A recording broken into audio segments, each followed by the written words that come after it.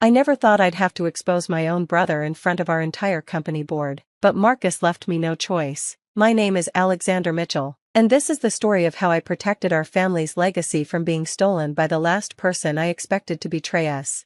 Our father, James Mitchell, built Mitchell Innovations from nothing, starting in our garage 30 years ago. He transformed his small tech repair shop into a $40 million technology solutions company. Dad always taught us that success comes from integrity, innovation, and treating your employees like family. Unfortunately, my brother seemed to miss that last lesson entirely.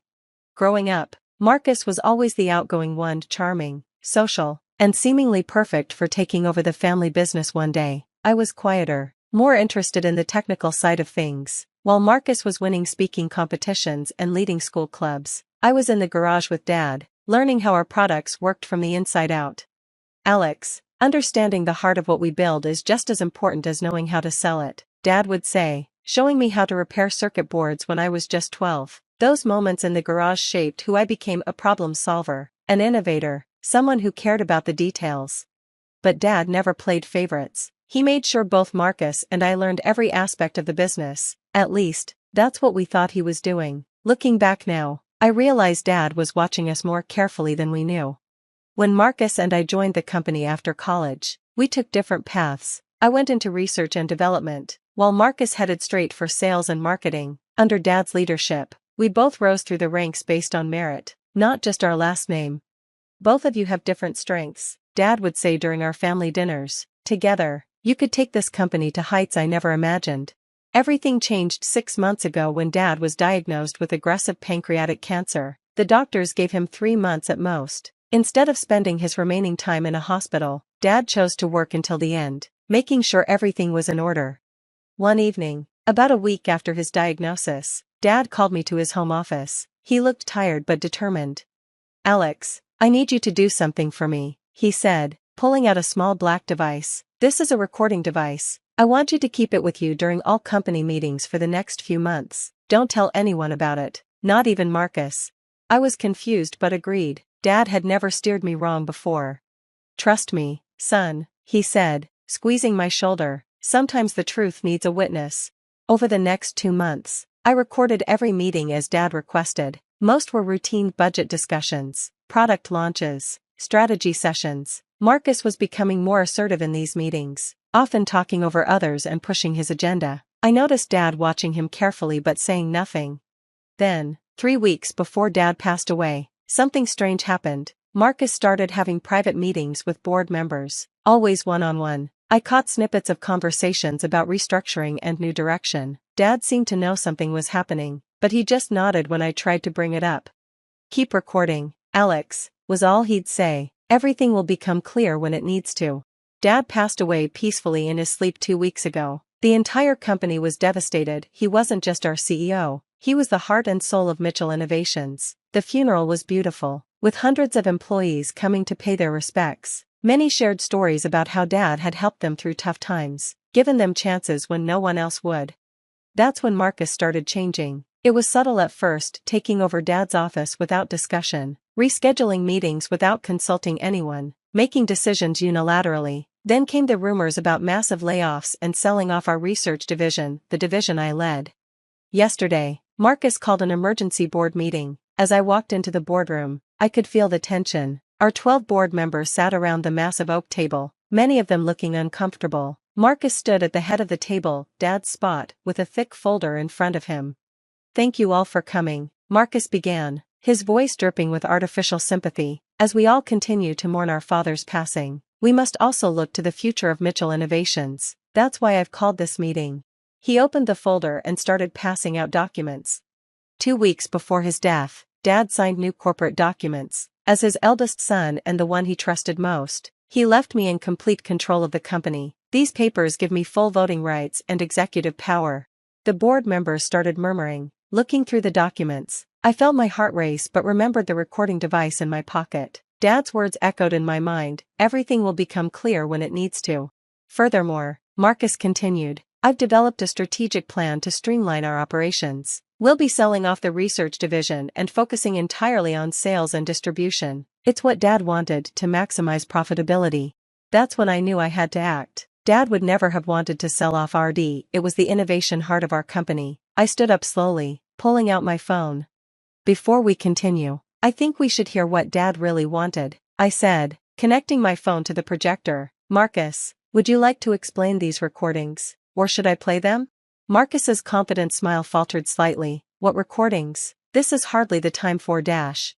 I pressed play. The screen came to life with footage from 2 months ago. Marcus in Dad's office, thinking they were alone. Come on, Dad, you need to sign these papers now. Marcus's voice rang out. You're sick. Let me take control before it's too late. Dad's tired but firm voice replied. No, Marcus, this company needs both you and your brother. I've already made arrangements. Alex? He's a glorified technician. He doesn't understand business like I do. Just sign the papers. Nobody needs to know about this conversation.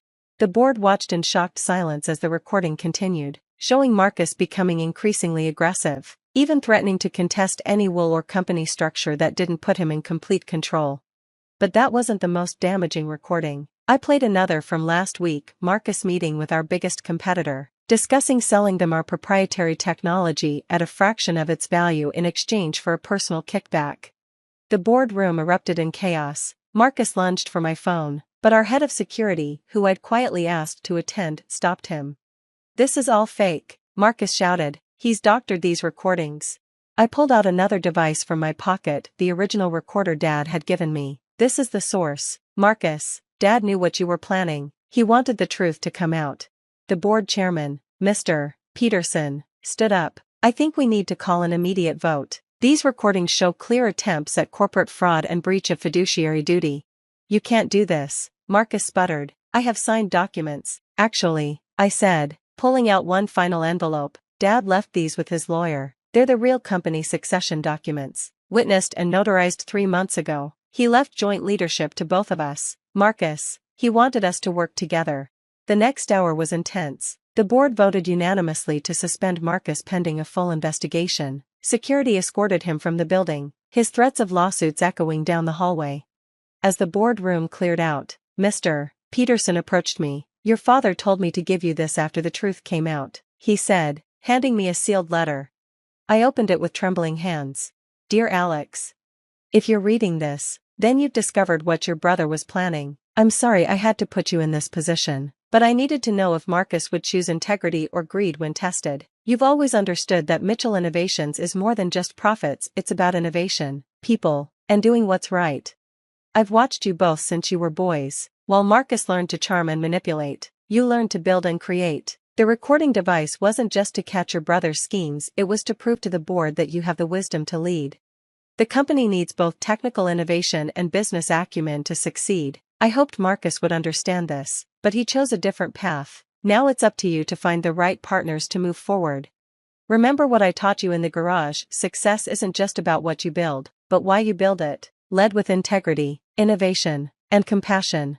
I'm proud of you, son. Love, Dad. The aftermath of the board meeting was intense. News of Marcus's attempted takeover and subsequent removal spread quickly through the company. Many employees came forward with stories of his recent inappropriate behavior and attempts to bully them into supporting his plans. The investigation revealed that Marcus had been planning this for months. He had forged documents, manipulated financial records, and even tried to bribe several board members. The evidence was overwhelming, and the board voted to terminate his employment permanently. But the hardest part wasn't the legal battles or restructuring the company, it was dealing with the personal betrayal. Marcus was my brother, and despite everything, part of me still hoped he would realize his mistakes and make amends. Instead, he launched a vicious media campaign, claiming I had orchestrated a coup against him. He hired expensive lawyers and tried to challenge everything in court, but Dad's foresight with the recordings and documentation meant every case was dismissed. 1 year has passed since that dramatic board meeting. Mitchell Innovations has grown stronger than ever. We've expanded our research division, launched 3 new product lines, and our employee satisfaction rates are at an all-time high. I often think about those days in the garage with Dad, learning not just about technology, but about values. He knew that the real threat to his legacy might come from within our own family, and he prepared for it with the same careful attention to detail he gave to everything else. Marcus eventually gave up his legal battles and moved across the country. Last I heard, He was trying to start his own company, but investors were wary given his history. Sometimes I wonder if he ever understood what Dad was trying to teach us, that true success comes from building something meaningful, not just profitable. The recording device sits in a frame on my office wall now, next to Dad's old workbench tools from the garage. It's a reminder that sometimes the quietest person in the room is the one you should watch most carefully, and that truth has a way of coming out when it needs to. We've instituted new company policies focusing on transparency and ethical business practices. Every major decision is now reviewed by an ethics committee that includes employees from all levels of the company. Dad would have loved that. He always said our employees were our greatest asset. The research division has become our crown jewel, developing technologies that help people around the world. We've started a scholarship program in Dad's name, helping young innovators learn both the technical and ethical sides of business. Sometimes, late at night when I'm working in my office, not Dad's, I kept my own, I look at his picture on the wall and imagine what he would think of everything that's happened. I can almost hear his voice. Keep building, Alex, not just products, but trust, integrity, and community. The company's success has exceeded even Dad's ambitious goals, but more importantly, we've stayed true to his vision of ethical innovation and employee-first policies. The board has become a true partner in maintaining this vision, with several members telling me they wish they'd recognized Marcus's true nature earlier. Last week, we hosted our annual company picnic, a tradition Dad started when the company was just 10 people in a garage. Now, with over 500 employees and their families attending, it's quite an event. As I watched children playing, colleagues laughing together, and teams collaborating on fun projects, I realized this was Dad's true legacy, not just a successful company, but a community. The recording device that exposed Marcus's plans wasn't just a tool for revealing the truth, it was Dad's final lesson about leadership. Sometimes leading means watching quietly, gathering facts, and acting decisively when the moment is right. We've maintained the Mitchell family name on the company, but it now stands for something bigger than just our family. It represents the values Dad instilled: integrity, innovation, and treating everyone like family, real family, not the kind that tries to steal what isn't theirs. The garage where it all started has been preserved as a museum of sorts, showing employees and visitors where Mitchell Innovations began. Dad's old workbench is still there, complete with the burn marks from my first attempts at soldering. It reminds everyone that great things can come from humble beginnings, as long as you build them on a foundation of truth and integrity. As for me, I've learned that leadership isn't about being the loudest or most charismatic person in the room. It's about staying true to your values, protecting what matters, and ensuring that success is measured not just in dollars, but in the lives you improve along the way.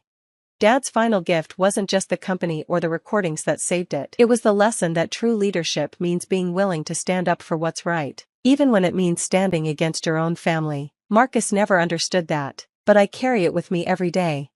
The future of Mitchell Innovations is brighter than ever, built on the foundation Dad created and protected by the truth he helped reveal. Every time I walk into our research lab or see our products helping people, I know we're continuing his legacy the right way.